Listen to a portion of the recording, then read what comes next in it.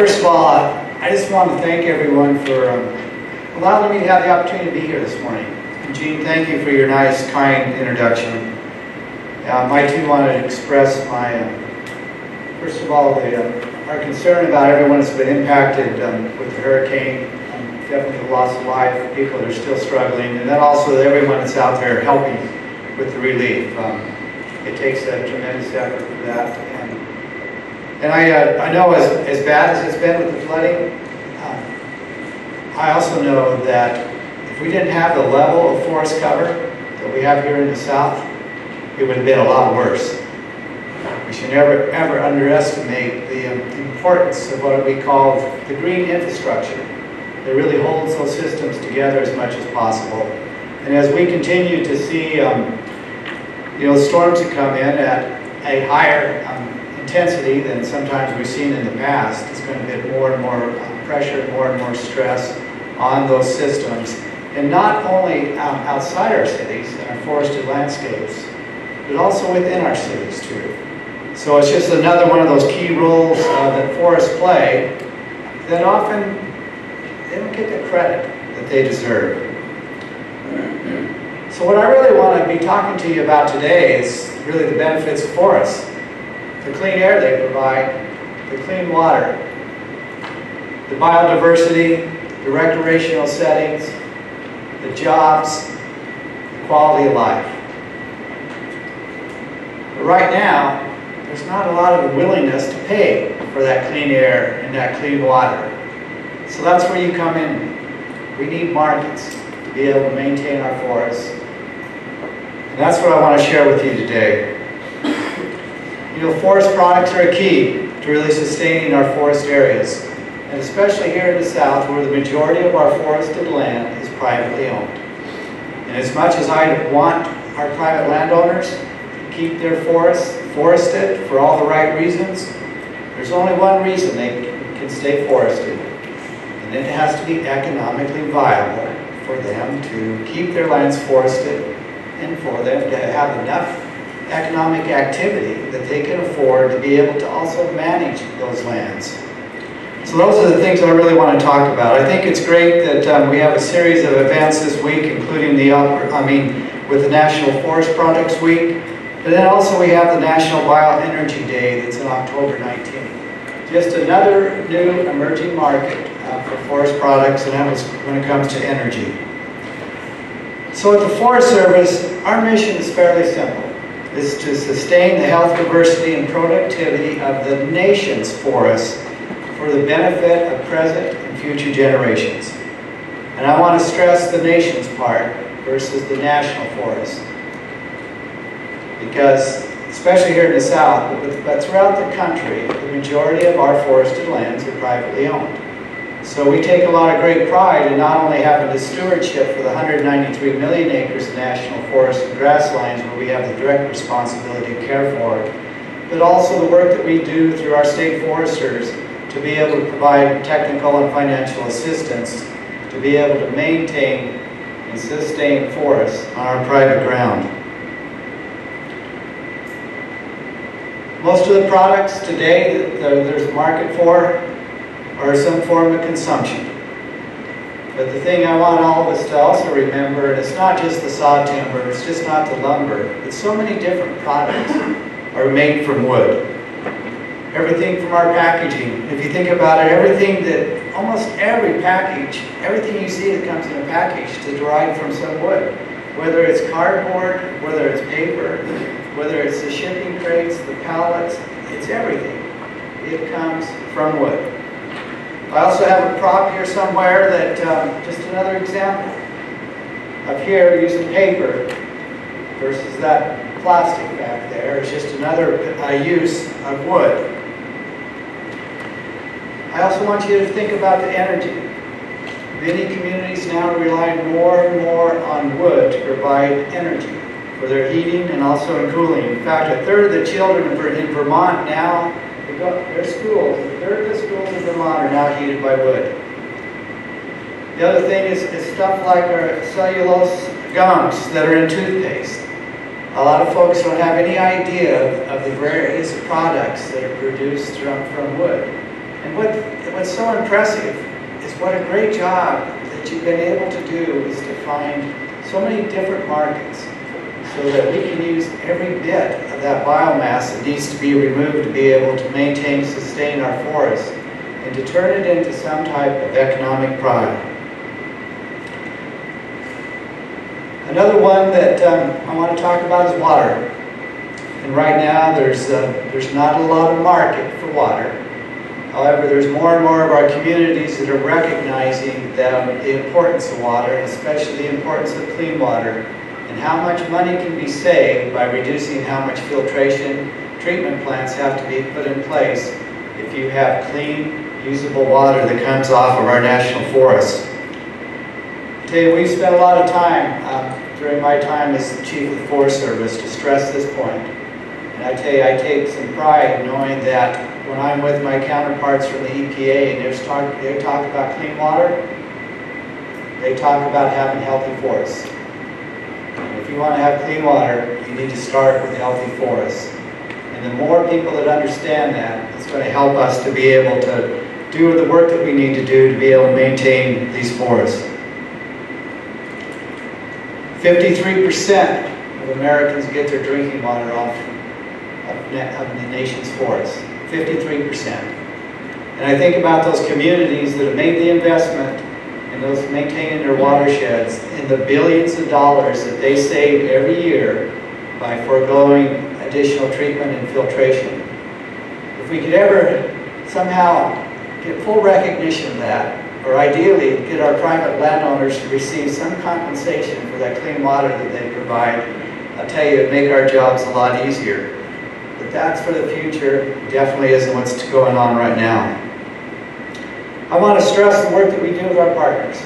Everybody from the states and the folks that are in industry working together to be able to maintain our forests. It's especially important here in the South, which is commonly referred to as the wood basket of the nation. The forests down here are incredibly productive. And although they make up only 2% of the global forest cover, the forests here in the South produce 12% of the industrial roundwood and 19% of the pulp and paper products, far more than any other nation. In 2011, the South alone accounted for 63% of the total timber volume harvested in the United States. There's no question about the importance of the economic engine that our forests provide here for this region. In forestry and forest products industry in the South, they generate about $250 billion per year, or about 2.7% of the region's total economic output. And I know that Gene has some posters out here in the lobby that talk specifically just about South Carolina. But it's the number of jobs. So throughout the South, it's 1.1 million jobs. And I think the poster outside there talks about over 90,000 jobs right here in South Carolina. You know, our forests are also a part of our national heritage. I believe they're just part of who we are as Americans. They're part of our lifeblood, socially, economically, and ecologically. And they're also, I think, a key part of the well-being here in the South. And it's not just the jobs that they provide, not just the economic activity, but really it's our quality of life. Why so many people want to live in this part of the country, and yet another threat that's occurring is more and more people want to continue to not only live here, but also move to this part of the country.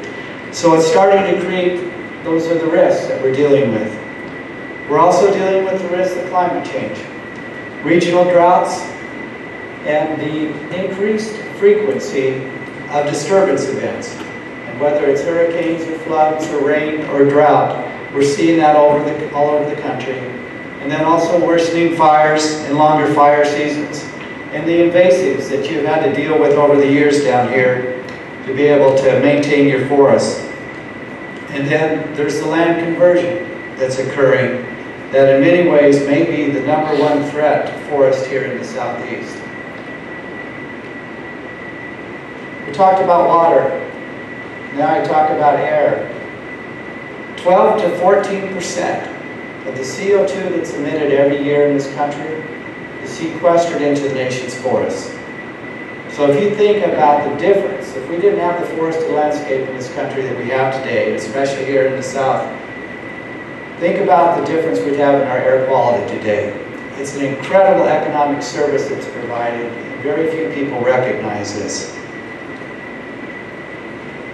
And if we think about, if we lose the productivity of our forests, if we lose the amount of forested acres that we have in this country, it's going to be very difficult for us to be able to maintain that carbon sequestration.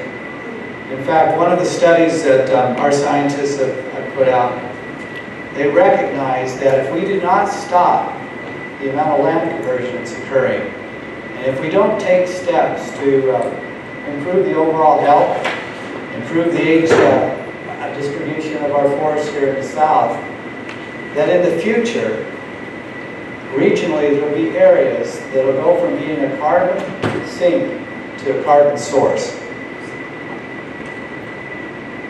The day that Americans fully recognize that will be the day that there's more and more support for what you do to be able to maintain forests. But I lay that out here just as an example of some of the things we need to be thinking about as we talk about what we do and why it's so important that we're able to find markets to be able to maintain our forests. And I think about fire. And yes, we don't have as many big fires here in the South that we've had out west. But I know that our folks are finding it more and more challenging to be able to do the annual burning that we need to occur to be able to maintain our national forests. And so when we get droughty conditions, it's much more difficult to be able to control those prescribed burns. And as you folks know, that if you miss a cycle or two of having fire burn through those stands, when you do put fire into there, it becomes so difficult to be able to control it. And then we deal with those problems.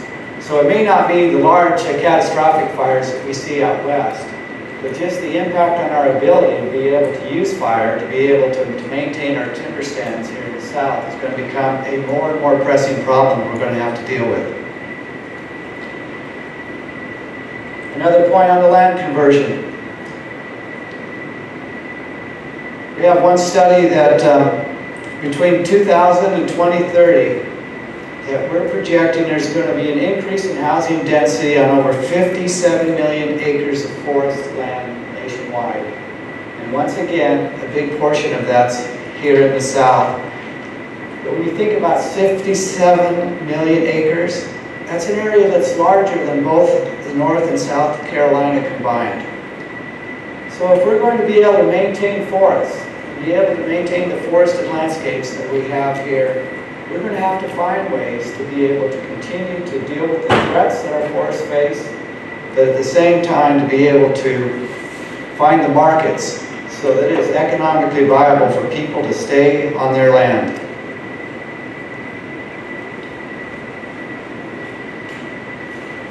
One of the things that we've done with our Southern Research Station here is to put out a series of forecast models as part of the Southern Forest Futures Project.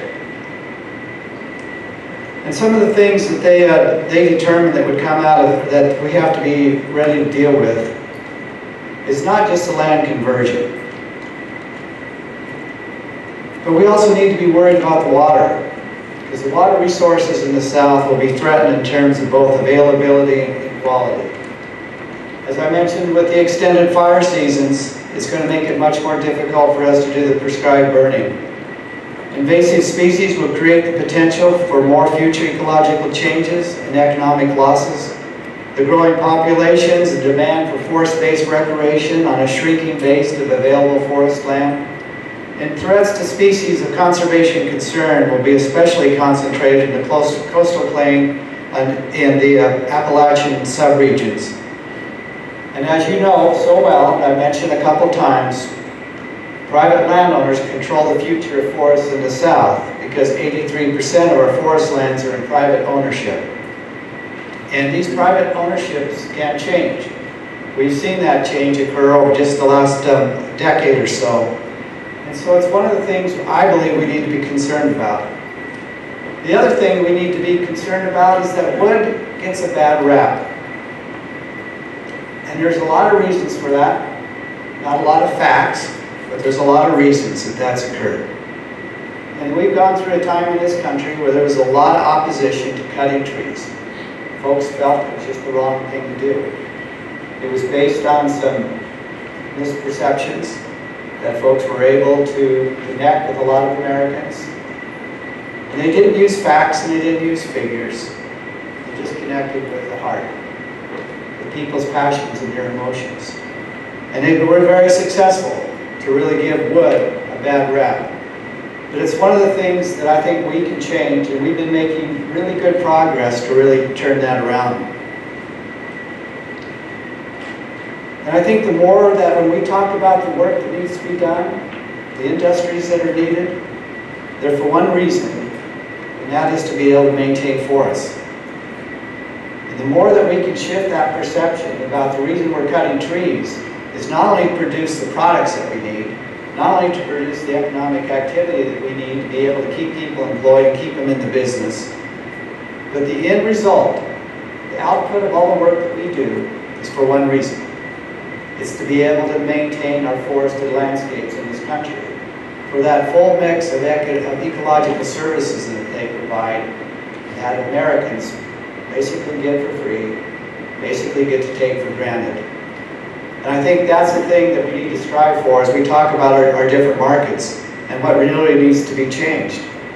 When I think about wood, it's the most, by far, in fact, it is the renewable, it is the green building material. So the idea that folks wouldn't want to be using wood, and I think if they understood that by using wood in their homes and using wood in their buildings, it helps to maintain a forest. It doesn't result in deforestation. It doesn't result in less forests. It actually helps to maintain our forests. And that's one of the things that we want to continue to work on. We also need to find new markets. And it's not just the housing market that we relied on a lot and the pulp and paper that we relied on in this country, but as everyone knows, with the global economy, markets are more difficult today. So we need to look for ways to be able to expand our current markets and actually build new markets. Through our forest products work and through some other partners, we are promoting the use of small diameter woody materials that can be removed from our forests and then be produced into mass timber. It's one of the things, in fact, we have an exhibit up in Washington, D.C. right now at the National Building Museum. It runs till May. It's about using mass timber. And it has the products that are in there, using the CLT products there. But the most important part about that demonstration is it has the facts and the figures about why building with wood is better than building with steel and concrete. Now, we need the steel and concrete industry because we're going to have we got a lot of large buildings. And where wood buildings are never going to replace our skyscrapers, we are having, through a competition that Secretary Vilsack started over a year ago, we now have awarded grants to 2 companies that are actually building 2 tall buildings made out of wood in this country. There's also a 3rd building that's going up in this country. And then there's a 4th building going up in Vancouver, BC. The one in Vancouver, BC, I was told is going to be 18 stories. The ones that we're building in this country, I think, go from 9 to 12 stories. But they use wood. And at the exhibit, it shows that this is not only a very durable product, it has the strength, but it also talks about the energy reductions by using wood versus concrete and steel. Now, using mass timbers is not going to replace any markets. Hopefully, it'll just add that additional market. Another reason, another way that we can keep people employed and find another use for wood. We also need to be thinking about it for energy. And just as I mentioned, in places like Vermont, where the schools are using wood, we have other places where the Department of Defense is working with us to heat some of their hospitals and things like that. And we're trying to use the federal government as an example of being able to use wood for energy to produce for heating and cooling. That too will help us in another way. We also have the pellet export market, and that's a big part of what this conference is about, is that export market. I had the opportunity earlier this year to meet with folks over in Europe about the export market. And I'll share with you, I was quite surprised about the perceptions. Because the perception over there in the European Union was that the pellet production that's coming out of the southeast, and it currently makes up about 3% of the biomass that's removed from the land each year. Their perception is that it is creating deforestation throughout the southeast. And I can tell you those folks believe that. And they believe it because of a picture. One picture that's being used, I'm already tired of looking at it, but folks have been very successful to sell that pitch. And they say it's because this is what's going on, and they show an area that's been basically harvested, clear cut. They don't talk about what's coming next, that the area will naturally, in this case, will naturally regenerate. They don't talk about that. They're just making this plea basically on the heartstrings of folks in Europe that actually need wood to be able to meet their renewable energy demands. They really have no choice. There's no way they can produce enough through geothermal or through solar or through wind. They need wood. So there's a market there. Our challenge is to be able to maintain that market by being able to convince folks that how we manage here in the United States is on a sustainable basis. And that yes, areas get cleared, areas get clear cut, but then they're regenerated, they're replanted, and we are able to maintain those areas as forests versus being converted to a parking lot, to a subdivision, or to some agricultural use. These are the challenges that we have. The other key issue that we're facing is that this question on sustainability. So when I laid out our forest inventory and analysis information about, well, actually, our forested landscapes, our forested state in this country has actually been growing since we started the pellet market. And folks were quite surprised at the number of permanent plots that we have throughout this country and that we've been able to maintain now for many decades, to be able to show us that we can track our forests, the condition of our forests. We're also even tracking the carbon stocks in our forests. I can tell you that data helped me to at least make an inroad to start to get folks to think about what's really going on here in the United States versus a picture. But I raise that point for you as a challenge. We have the challenges of climate change, where actually our forests are going to help us to be able to adapt and mitigate impacts. We have challenges with invasives. We're going to continue to build the science and be able to do the management to be able to, our forests to be able to maintain healthy forests and deal with invasives. But I can tell you we need the markets. We need our domestic markets and we need our export markets to be able to maintain, I think, the amount of economy that's going to be necessary to maintain our forests into the future. So a key part of that is for us to always be able to have the data to be able to show that we manage in a sustainable way here in the United States. And I don't mean on every acre, because there is land changes that are going to occur. But we need to be able to demonstrate and be able to show that, at a regional level, that we are maintaining our forests in a sustainable way. And I can tell you that if we can convince not only everyone here in America, but if we can convince the future export markets and current export markets that that's the way we're managing, it'll be a big lift for us, and it will take away some of the negativity that some folks are using about some of our markets. It's going to take all of us to have that consistent message about what we do. We are committed to work with our partners. I give Gene a lot of credit. He insists on the FIA plots, I think, are read here in South Carolina every 3 years now, 5 years, because of that data.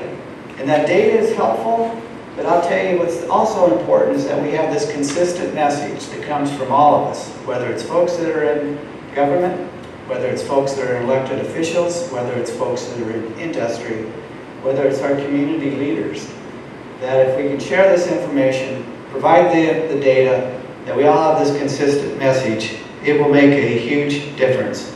We have so many examples here, and that I have to admit I got a little defensive when folks were being critical of the work that was going on in this part of the country. And especially when I think about the work that's been going on with longleaf, to be able to restore longleaf forests back to this part of the country. And the work that's going with our private landowners that are willing to make that change, to forego some of their short-term profits, to be able to have a longer rotation with longleaf, but to provide for that biodiversity is so essential, to be able to provide habitat for a couple of key species. And then I hear criticism that we're not managing it in a sustainable way. I have to admit I get a little defensive. But I want to change that by just being a little more optimistic and sharing more and more powerful stories that we have about how we're managing. So those are the things that I want you to think about as you go about your business here. There's just no question we need the markets. But we also need to be able to shift and change this perception once and for all that wood is a good thing. It's a renewable building material. It's a renewable energy source. And it takes management to be able to maintain our forests. And as much as some folks would think that you just need to leave it alone and it'll be fine, and there are certain parts of this country there's probably a little bit of truth to that, especially if we didn't have the 300+ million people living here. But we do. And especially with the threats that we're facing today, the shifts in climate change, which makes it more favorable climate for every invasive that I'm aware of, the disturbances that we're going to continue to see increase, it's just essential that we find a way to maintain these forests. And from my view, there's only one way to do that, and that's through markets and that economic activity. So thank you for giving me the opportunity to be here with you today. Thank you for what you folks do. I don't think you get the credit for really what you do, what the outcome is from your work. And it's one of the things that I'm going to look for more opportunities to be able to share that message. That if everyone could get to the point where when it comes to our integrated wood products industry in this country, the purpose of that is for one reason. That is so we will have forests, not only today, but for our future generations. So they too will get to have the clean air, the clean water, the biodiversity, the recreational settings, the economic activity, the jobs. But most important of all of that is the quality of life that's provided through our forested landscapes. And it feels great to be able to kind of take that for granted. But I want all of you to know how much I appreciate what you do. So thanks again for giving me the opportunity to be here with you.